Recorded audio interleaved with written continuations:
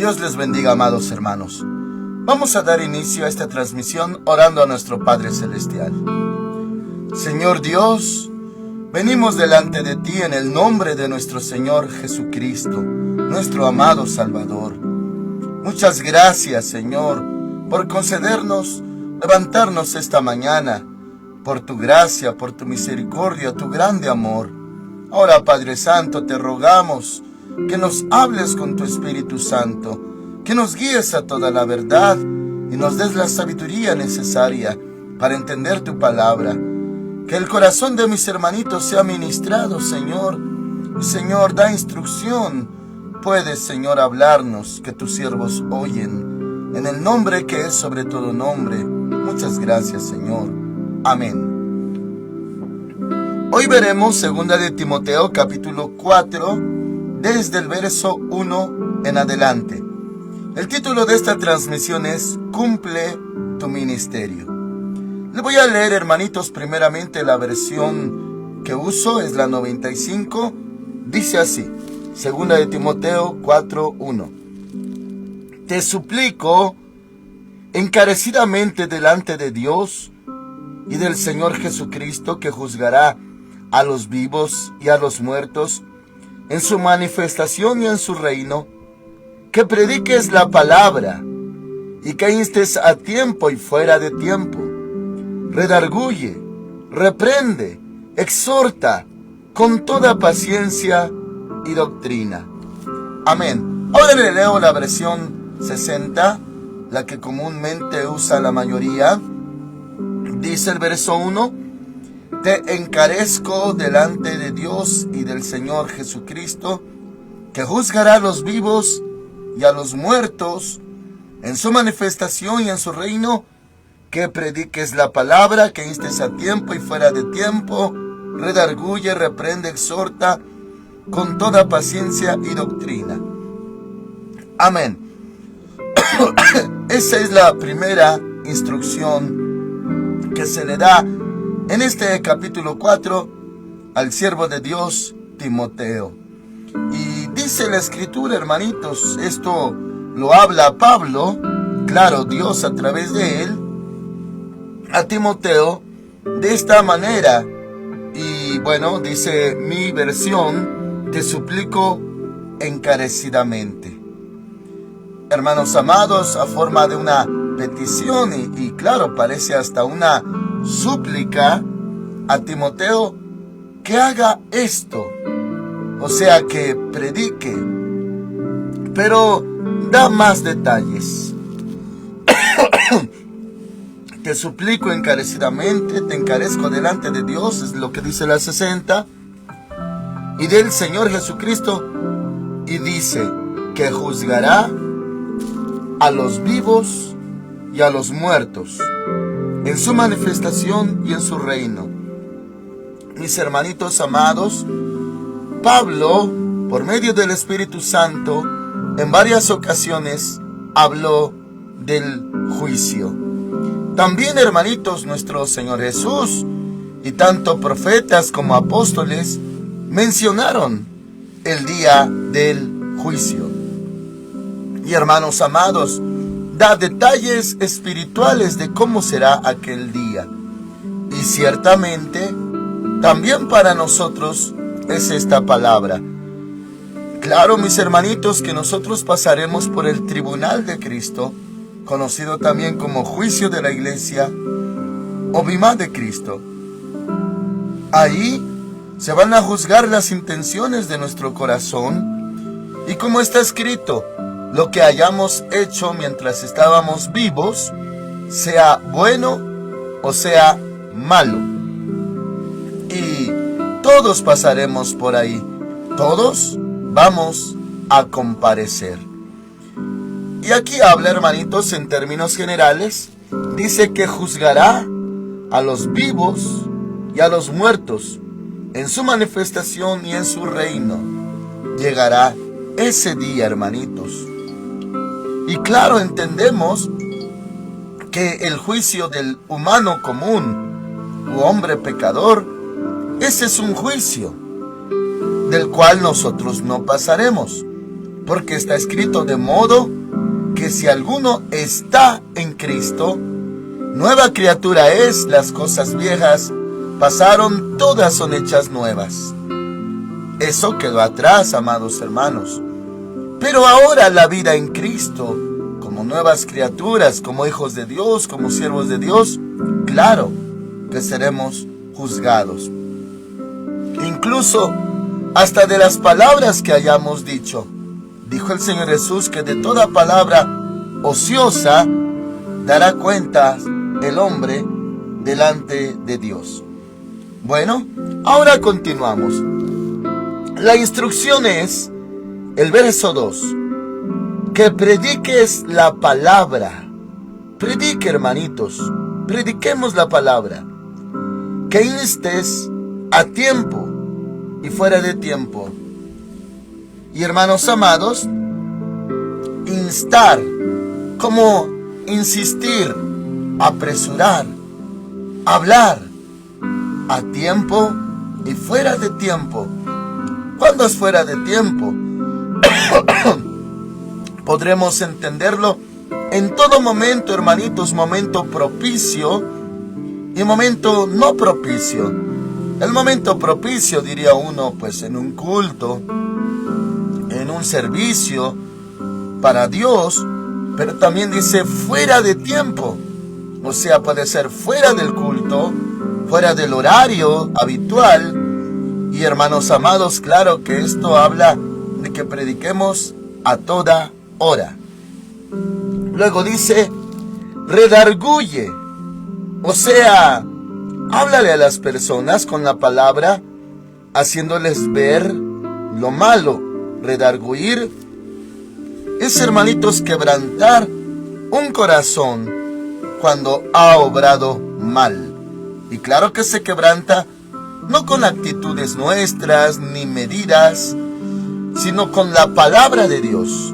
Así se redarguye una vida. No es, hermanitos, como se hace de la forma mala o carnal.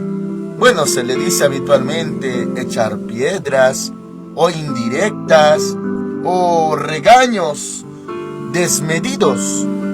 Bueno, hermanitos, debe de ser en el Señor, con amor, rectitud y claro, autoridad de la palabra de Dios. Redarguye, reprende, sí se puede reprender. Reprender equivale en nuestros términos a regañar. Sí, reprende, adelante. Y claro, con justa razón, hermanitos, pero siempre con justicia, rectitud y amor, con la palabra de Dios, porque carnalmente se puede herir, lastimar. Lo que dice Proverbios, hermanitos, que hay hombres cuyas palabras son como golpes de espada. Eso de entender que hay hombres que lastiman con sus palabras, eso es diferente, hermanitos. Aquí habla, le leo todo el 2, que prediques la palabra, que instes a tiempo y fuera de tiempo, redarguye, reprende, exhorta. Exhortar equivale a animar, motivar, con toda paciencia. Muy bien, no hartos, no cansados, no fastidiados, no explotando, como alguna vez se registra en la palabra con Moisés, cuando golpeó la peña y debía de hablarle, y les dijo, os sacaré agua de la peña, rebeldes, y estaba muy cansado y molesto.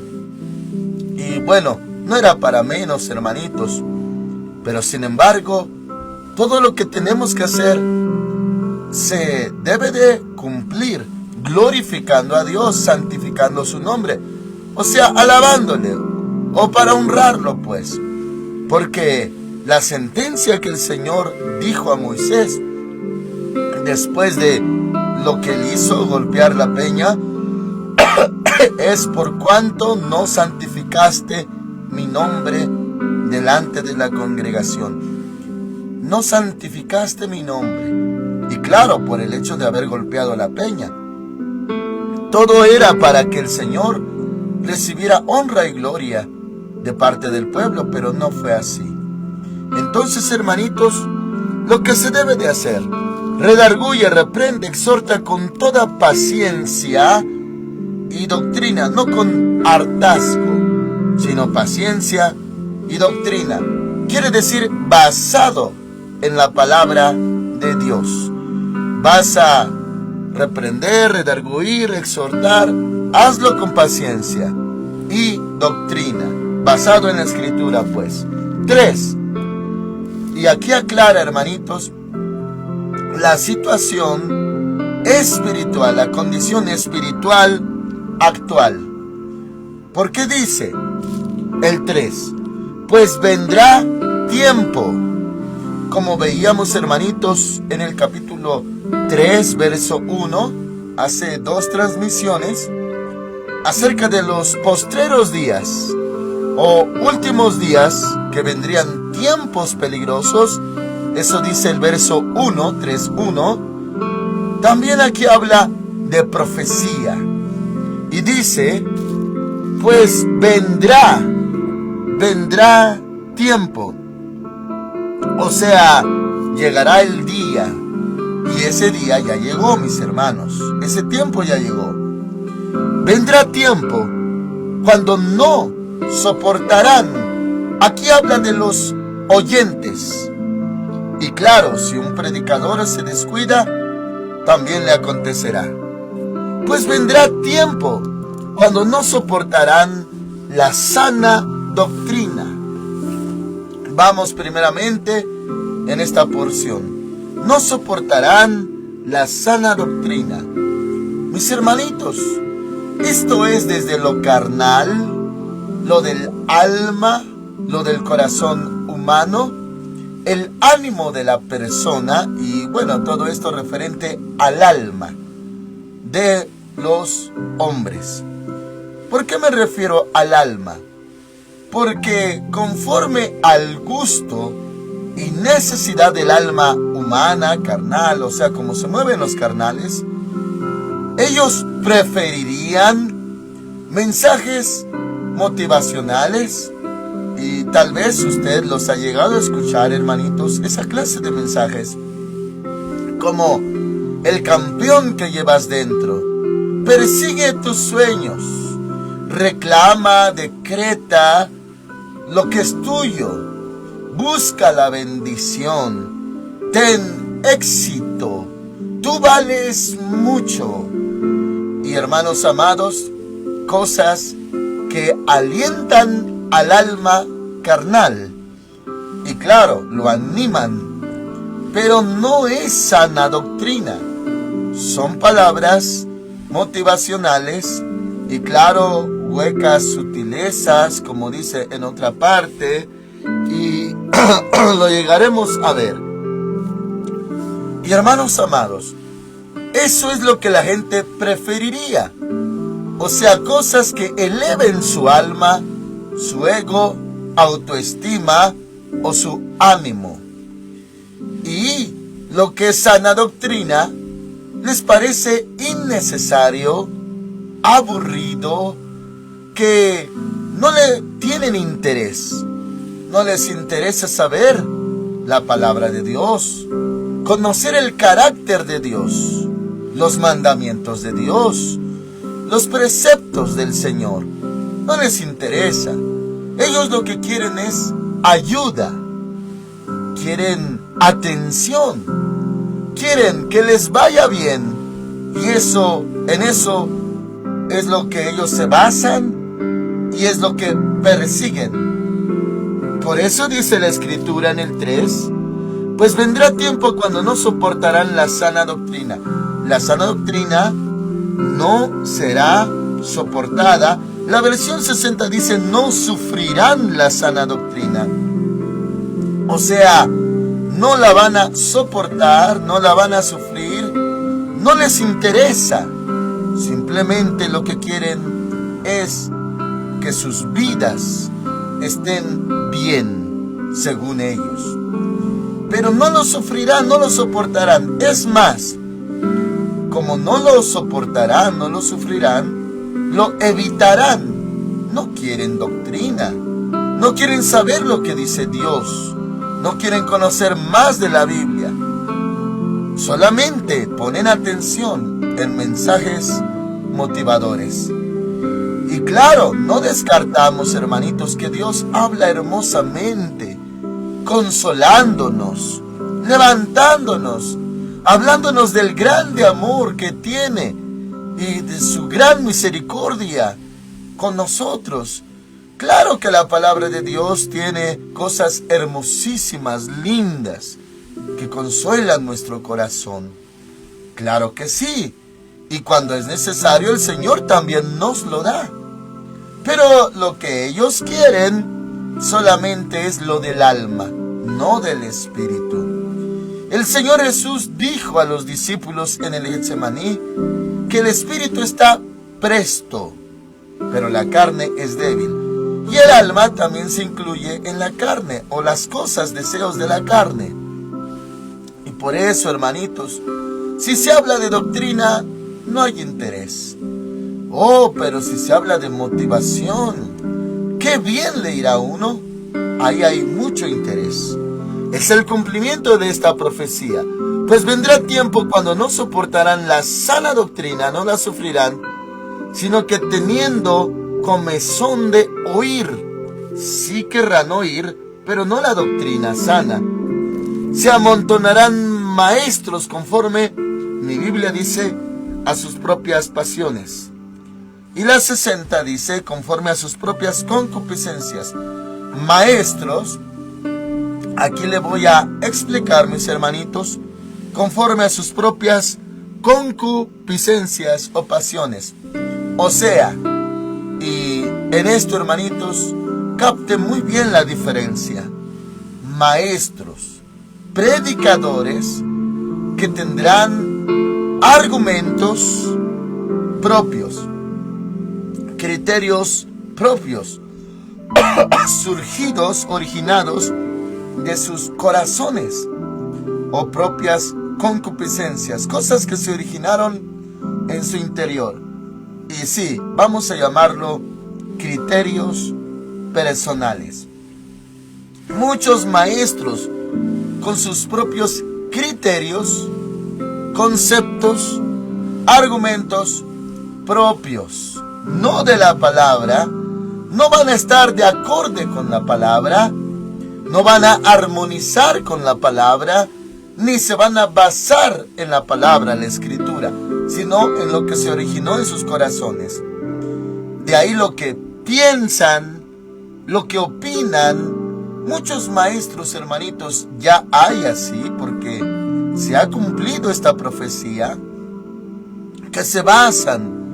Y cuando uno los oye, hermanitos, pues en verdad se amontonan esos maestros. O sea, se vuelven muchos así. Maestros que van a hablar de lo de su propio corazón, lo que opinan, y se van a sentir con la facultad y autoridad de pensar y enseñar así. Y hermanitos amados, la gente los va a seguir y los está siguiendo. Y no estoy en contra de las mega iglesias, hermanitos, de que multitudes busquen al Señor, no. Pero la verdad, si fuera sana doctrina o profecía, no le gustaría a la gente.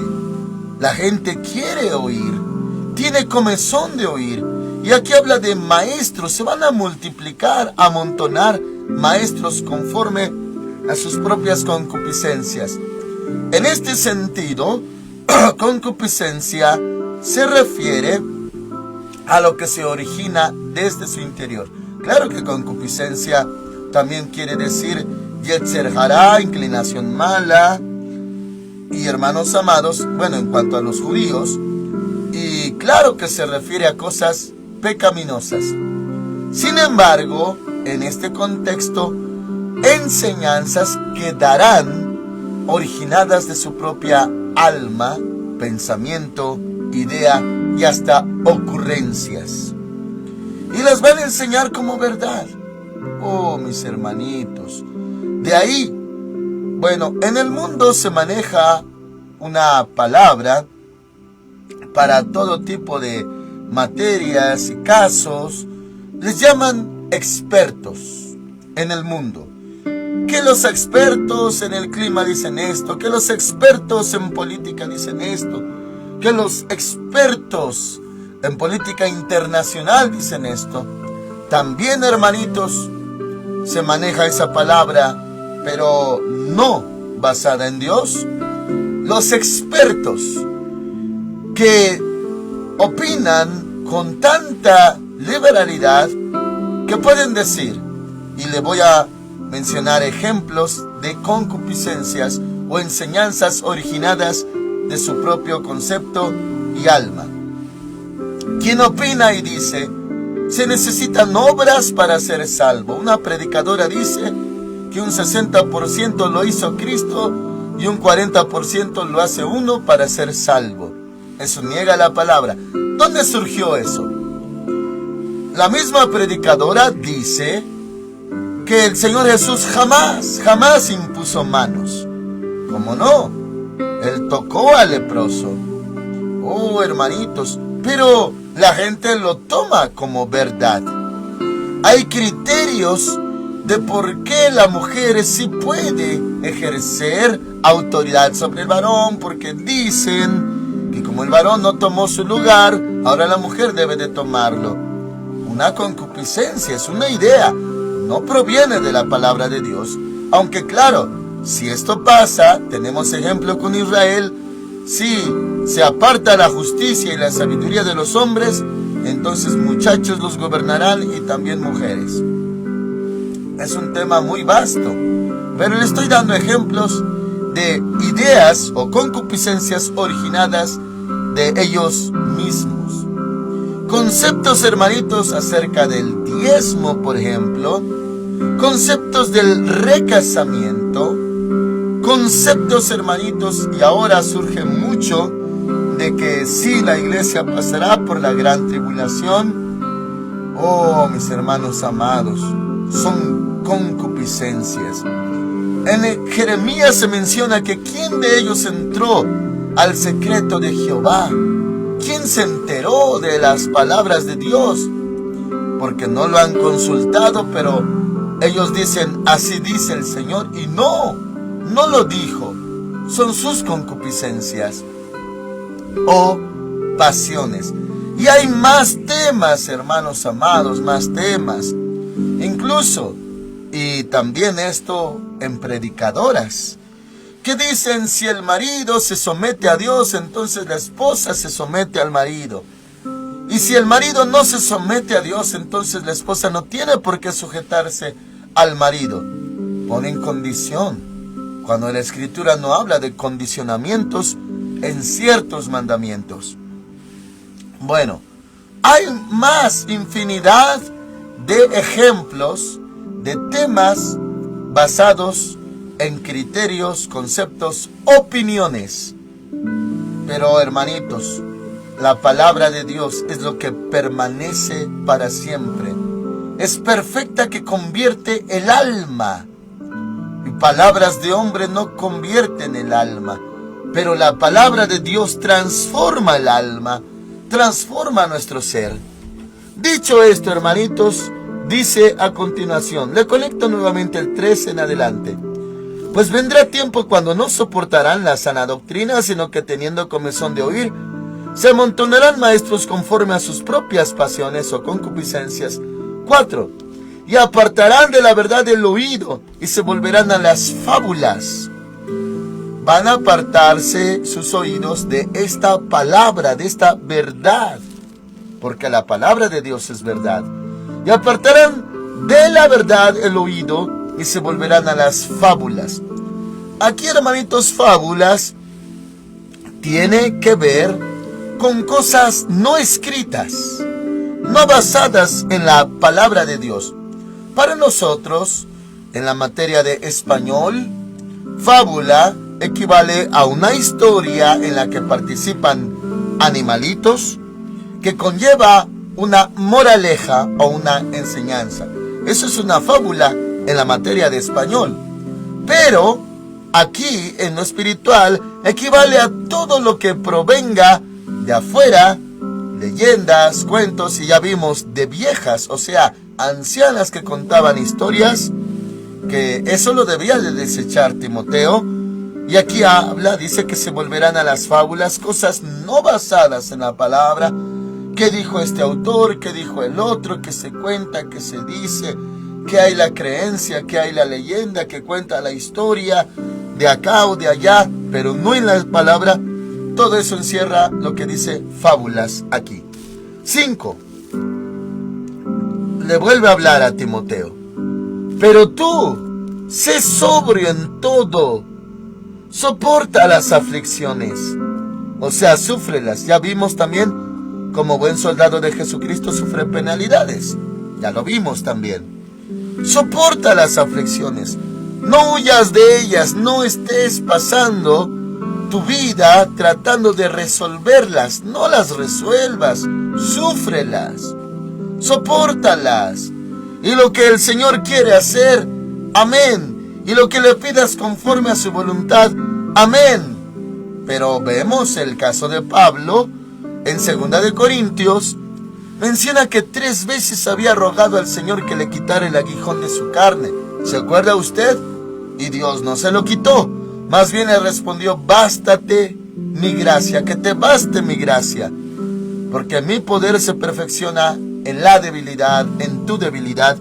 O sea, no perdió el tiempo Pablo tratando de quitar o resolver ese aguijón en su carne, sino que él se encomendó en las manos de Dios. Entonces, esto, hermanitos, porque aquí dice, soporta las aflicciones, súfrelas. Lo que Dios quiere quitar y resolver, amén. Y lo que no, sopórtalo. El día miércoles, aquí en Filadelfia, hermanitos, veíamos esa parte también, la enseñanza del Señor Jesús, acerca de llevar la cruz. Lleva tu cruz. Sufre lo que te corresponde. No lo tires, no lo reniegues, no lo evites. Carga tu cruz. El que quiere ir en pos de mí, niéguese a sí mismo, tome su cruz cada día y sígame. Con esos elementos: negarse a sí mismo, número 1, tomar su cruz, número 2, y número 3, seguirle.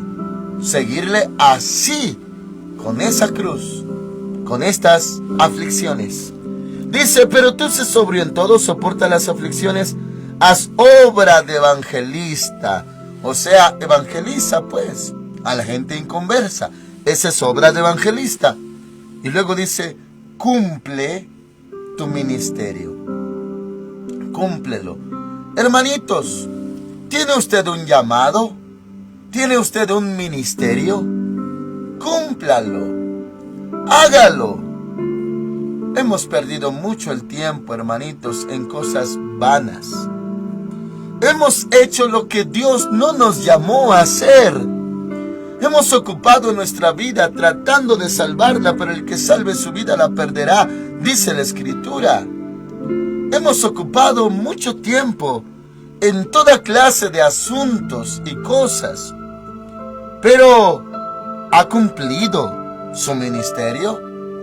¿A qué lo llamó nuestro Señor? ¿Lo ha hecho? ¿Lo ha obedecido? ¿O enterró, sepultó su talento, el único que el Señor le dio, y quedó oculto, enterrado, sin usar? De lo cual el Señor pedirá cuentas. Y, hermanos amados, específicamente habla del ministerio de Timoteo, claro, y aplicado a nosotros. ¿Cuál es el ministerio de usted? ¿Alabarle? ¿Predicar? ¿Enseñar? ¿Servir? ¿Amar? ¿Qué es lo que el Señor le llamó exclusivamente y específicamente a usted? ¿Evangelizar? ¿Testificar?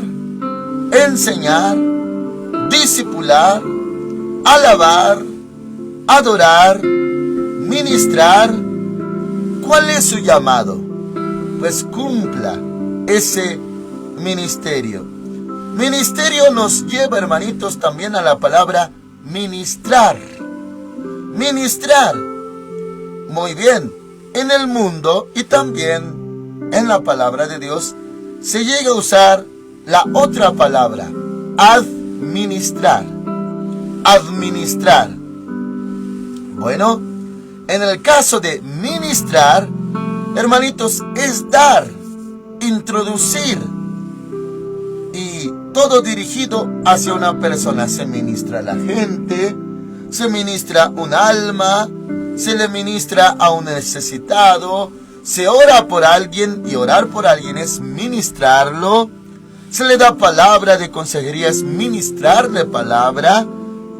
Todo eso, hermanitos, se le ministra. También se le ministra a Dios. Se le ministra alabanza, adoración, acción de gracias, reconocimiento, honor, exaltación hacia Dios. Se le da a Dios. Bueno, ¿qué es lo que usted ministra? ¿O cuál es su ministerio? Ministra palabra, evangelismo, llamado a ser salvos a los inconversos. Eso es evangelizar. Aquí dice, haz obra de evangelista, cumpla usted su ministerio. Esas son las instrucciones a este Timoteo. Y a usted, hermanitos, le recalco, ¿cuál es su ministerio? ¿A qué lo llamó Dios? Y esto, hermanitos, lo digo en el Señor. Esto tiene dos lados o dos frentes. El de hacer, llevar a cabo lo que el Señor le encomendó, a lo que lo llamó. Y el otro frente que le menciono es que evita que usted lo haga. ¿En qué está ocupando su corazón y su tiempo que evita que usted cumpla su ministerio? Ya no lo haga a un lado. Y hermanito, si usted gana su vida, como está escrito del Señor Jesús, lo que Él dijo, porque el que gane su vida la perderá, pero el que pierda su vida por causa de mí la hallará o la ganará. Si usted se está ocupando en algo que le impide, le desconcentra de cumplir su ministerio, pues hermanitos, venza en el nombre de Cristo. ¿Se acuerda lo que dice Mateo capítulo 13? La parábola del sembrador. El sembrador salió a sembrar. Y el tercer caso dice, parte de la semilla cayó entre espinos. Y los espinos ahogaron la palabra. Y es la persona en la que se siembra la palabra. Pero los afanes de este siglo, el engaño de las riquezas, ahogan la palabra y la hacen infructuosa. Se aplica también, va de la misma línea que esto.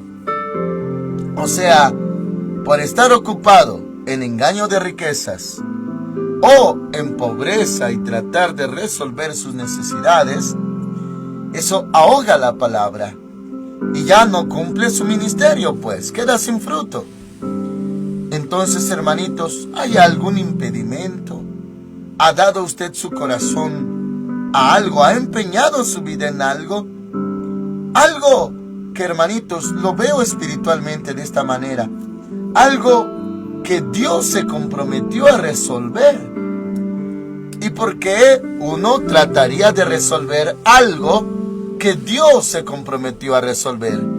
Pues escrito está, mas buscad primeramente el reino de Dios y su justicia, y todas estas cosas serán añadidas. Estas cosas se refiere que comeremos, beberemos o vestiremos.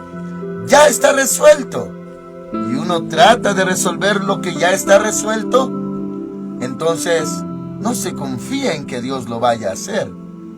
Y esto no habla de ociosidad, hermanitos, o de conformismo, o de pereza, o de negligencia al no trabajar. No, esto habla de darle el primer lugar, buscar primeramente el reino de Dios y su justicia, o sea, a Dios mismo. Ya lo demás es segundo, tercero en nuestra lista. Ahora dice, mis hermanitos, continuamos, verso 6. Aquí Pablo va a declarar qué va a pasar con él.